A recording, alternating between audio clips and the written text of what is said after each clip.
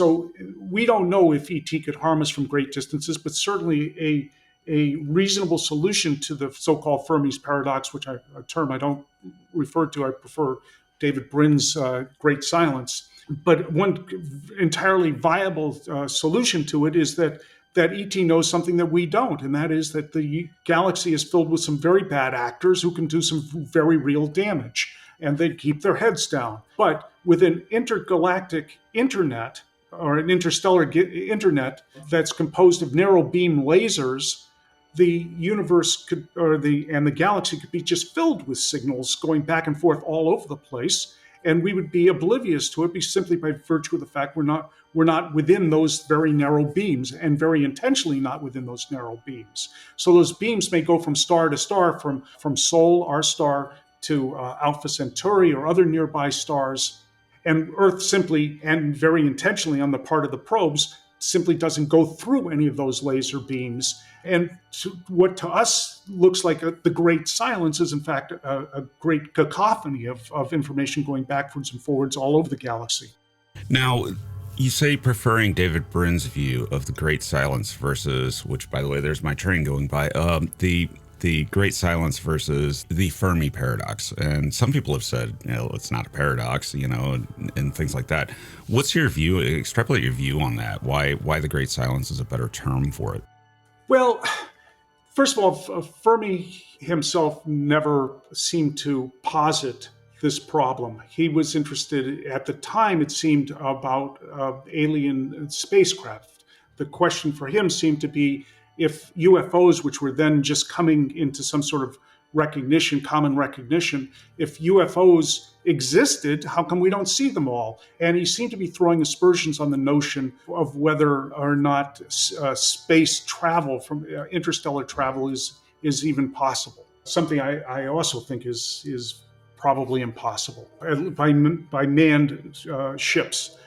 So it's a mistake, I think, to ascribe to Fermi a view he never actually held, and it isn't a paradox. If you define the word paradox or look it up in the dictionary, it simply doesn't fit the definition of a paradox. So for those two reasons, I prefer David Brin's great silence to name Fermi's paradox, which is not a paradox, after a person who never made the argument.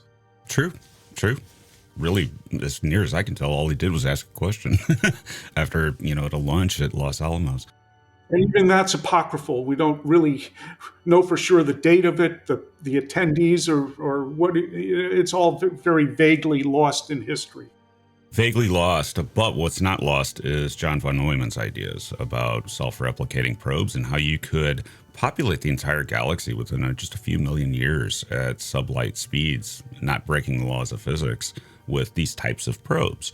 And, many of others have revised the idea, Bracewell probes, Benford probes, things like that these might actually be a feasible way to explore the galaxy, with the added benefit that with robots, you don't have to leave your star system. Well, you don't have to. Well, I'm unpersuaded by von Neumann's argument, not on theoretical grounds. I mean, theoretically, it's an interesting construct. On practical grounds, I don't see it happening. And this leads into a very important point, however, so let me make it.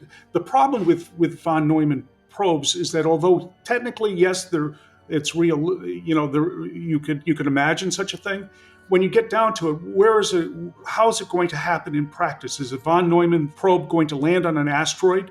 And then how is it going to manufacture from that asteroid all of the parts? There's on YouTube a wonderful animation on all the inputs that are necessary for creating a very humble and simple number 2 pencil. You need a whole mining operation for the graphite. You need forestry operation to chop down the trees that are necessary for the pencils. But wait a second, you don't do that except with a chainsaw. But a chainsaw has 1,000 different components and inputs into a chainsaw.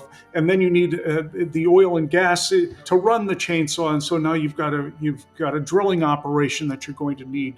And now what about the metal band that ties the eraser together and the plantations for the rubber? Well, you take that and you multiply that sort of complexity apply that to a vastly more complicated von Neumann replicator.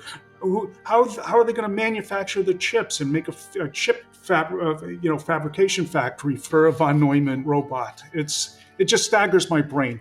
But now, why that's so important is that if in fact we find alien probes within our own solar system, they will eventually communicate with us. And they will not destroy us, although Lord knows if they've seen the nightly news, if they're tuned into our nightly news, they may think we richly deserve it. And they were a pretty wretched place.